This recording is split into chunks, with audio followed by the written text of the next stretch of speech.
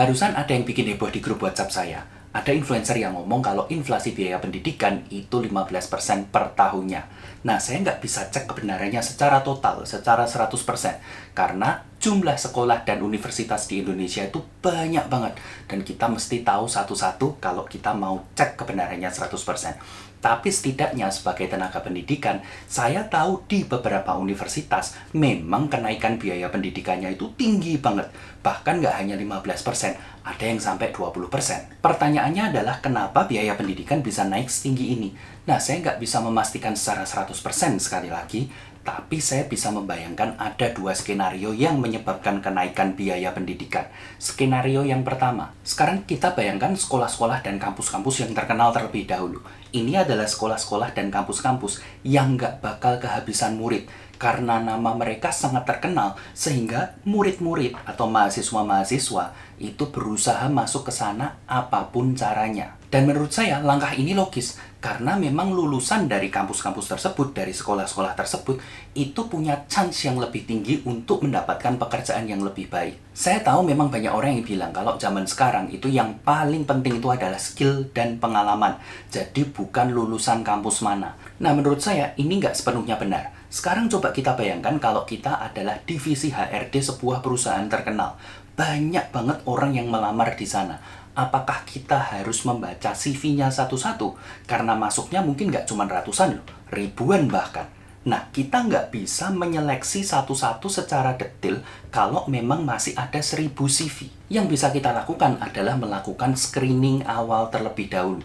Jadi mungkin 1000 ini kita kerucutkan lagi jadi 200-300, baru kita baca satu persatu. Nah, screening yang paling umum digunakan adalah melihat pelamar ini lulusan kampus mana. Kalau misalkan pelamar ini adalah lulusan universitas terkemuka, misalkan ITB, UI, lalu dibandingkan dengan pelamar lain yang lulusan universitas yang kurang terkenal. Pasti yang dimasukkan screening adalah yang lulusan universitas terkenal dulu.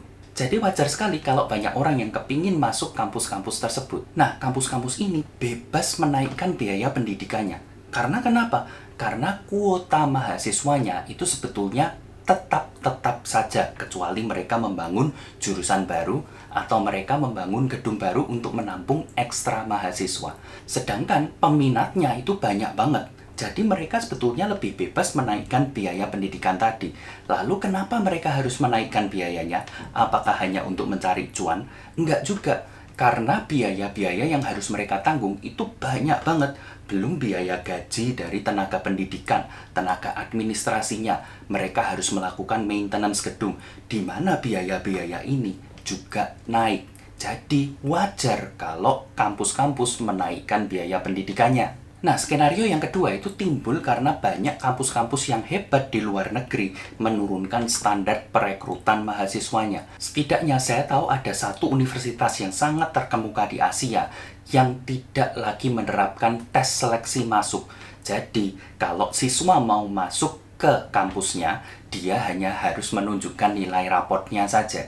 Jadi, bukan lagi dinilai berdasarkan tes masuk. Kenapa mereka melakukan hal ini? Ya simpel aja, karena mereka butuh mahasiswa. Jujur, pandemi kemarin itu pasti mengacak-acak income mereka. Karena bagaimanapun, salah satu sumber terbesar income dari universitas itu adalah dari tuition fee-nya atau dari biaya pendidikannya. Jadi, mereka harus berlomba-lomba mendapatkan mahasiswa. Salah satunya adalah dengan berpromosi ke Indonesia. Nah, sekarang bayangin, kalau ada siswa-siswa yang berprestasi, diberikan kesempatan untuk masuk ke kampus yang hebat, pastinya mereka mau. Karena tadinya belum tentu mereka bisa masuk kampus-kampus tersebut karena seleksinya yang luar biasa ketat. Sekarang karena seleksinya lebih loss, jadi mereka punya kesempatan lebih besar untuk masuk. Strategi ini bisa diparingkan dengan strategi menurunkan kuota beasiswa. Pada akhirnya, keuangan kampus itu bakal sehat karena mahasiswa yang masuk lebih banyak dan mereka membayar full tuition fee-nya, bukan dari beasiswa. Apa hubungannya ini dengan kenaikan biaya pendidikan di Indonesia? Sekarang bayangin, kalau siswa-siswa itu lebih memilih kuliah di luar negeri, di kampus-kampus yang hebat, yang pada menurunkan standar perekrutan mahasiswanya, yang terjadi adalah di Indonesia sendiri jumlah mahasiswanya akan terjadi shortage. Nah, karena jumlah mahasiswa menurun tadi, shortage tadi, dan biaya-biaya yang harus dikeluarkan kampus ini naik, maka wajar sekali kalau kampus itu menaikkan biaya pendidikan. Apalagi ini diperparah dengan kebanyakan kampus di Indonesia, sumber income mereka yang paling gede itu adalah tuition fee, bukan yang lain-lain. Nah, sekarang kita coba bandingkan dengan kampus top seperti Harvard misalkan. Sumber pendapatan mereka itu mayoritas bukan dari tuition fee. Saya nggak tahu jumlah pastinya, tapi antara 15-20% saja. Sisanya ada dari endowment income, yaitu income dari investasi yang mereka lakukan. Itu bisa mencapai 30-40%. Ada juga dari hibah dan gift. Nah, sekarang kita bandingkan. Kalau misalkan sumber income-nya itu hanya 20% dari tuition fee.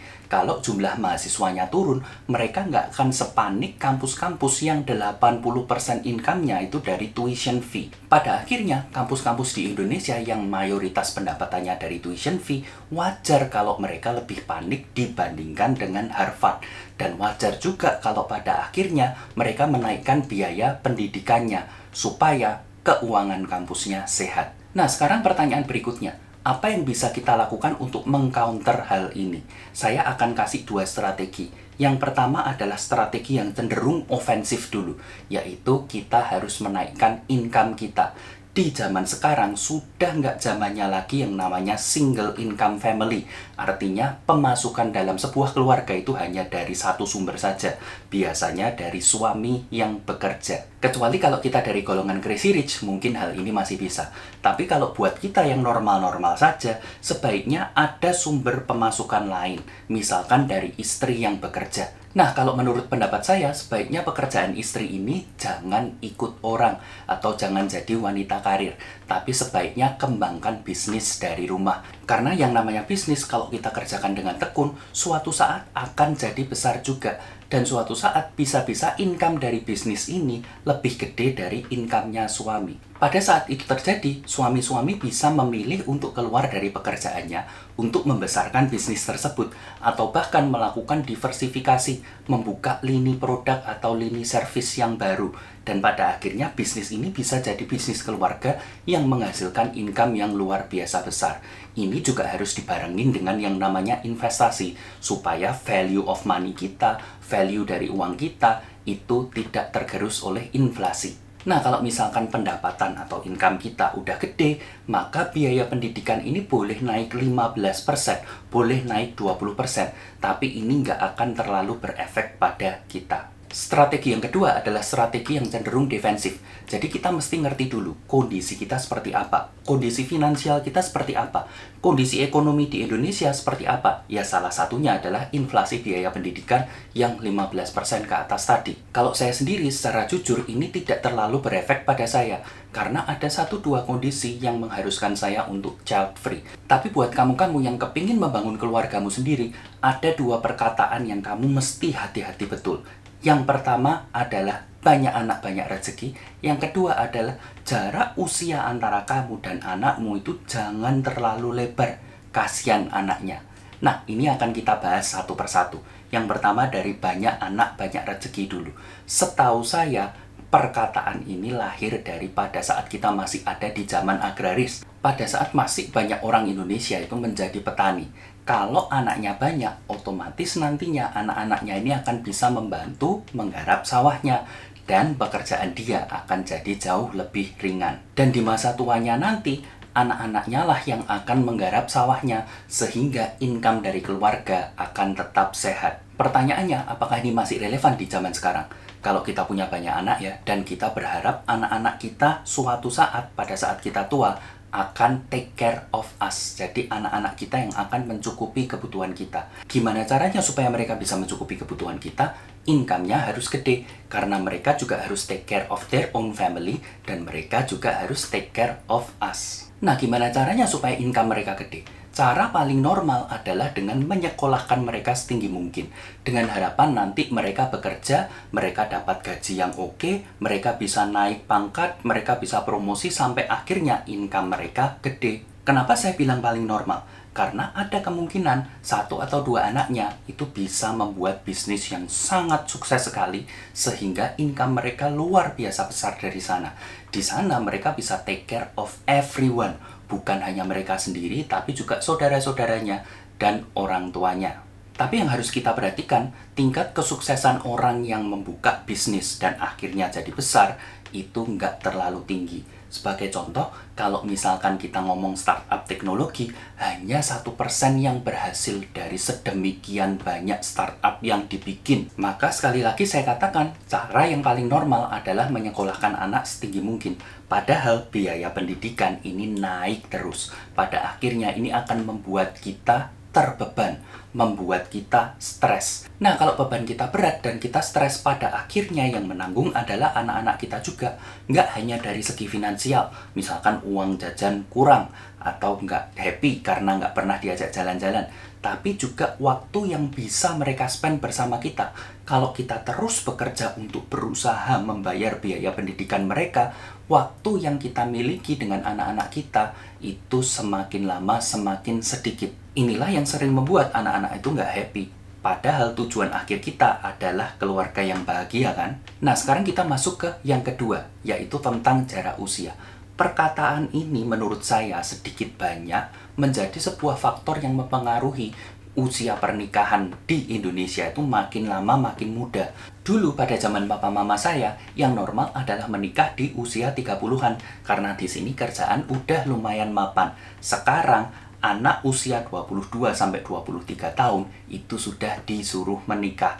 Alasannya ya tadi, supaya jarak usia antara mereka dan anaknya itu nggak terlalu lebar. Alasannya biasanya begini, kalau anak-anak kita belum lulus sekolah dan kita sudah pensiun duluan, maka ini akan menjadi hal yang cukup mengerikan karena tidak ada yang bisa support anak-anak kita. Tapi sebetulnya kalau kita sudah persiapkan keuangan kita dengan bikin bisnis, dengan investasi, ya hal ini juga nggak terlalu ngeri lagi. Sekarang kita bandingkan kengeriannya dengan orang-orang yang menikah muda. Biasanya 22-23 tahun sudah menikah.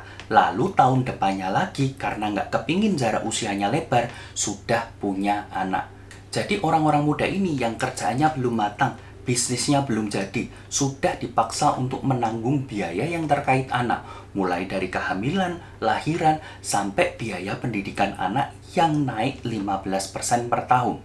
Ini bisa jadi sumber stres yang luar biasa untuk anak-anak muda ini. Nah, yang paling parah adalah kombinasi dari keduanya. Sudah nikah muda, punya anak cepat, anaknya banyak lagi. Sampai umur 28 sudah punya 3-4 anak. Ini akan menjadi stres, akan menjadi beban yang luar biasa buat orang-orang muda ini. Sebetulnya di sini yang kasihan adalah anak-anaknya. Karena pada akhirnya mereka harus menanggung biaya hidup keluarganya, plus menanggung biaya hidup kita juga. Jadilah yang namanya sandwich generation. Jadi kalau saya simpulkan, kita harus menyadari biaya pendidikan ini bukan biaya yang main-main yang harus kita tanggung. Makanya kita mesti mempersiapkan kondisi finansial kita dan kondisi mental kita juga. Kalau misalkan kita merasa cukup untuk membiayai 1-2 anak saja, ya milikilah 1-2 anak saja. Karena toh tujuan akhir kita itu adalah happiness. Tujuan akhir kita adalah kebahagiaan kita bersama keluarga kita. Dan ini nggak perlu anak banyak. Karena toh dengan keluarga kecil pun kita juga bisa bahagia. Oke, sampai di sini dulu video kali ini. Hopefully ini menjadi insight buat kamu-kamu yang kepingin membangun keluargamu sendiri. Kalau kamu suka konten-konten seperti ini, jangan lupa like, subscribe, dan nyalakan notifikasinya. Terima kasih, semoga sukses selalu.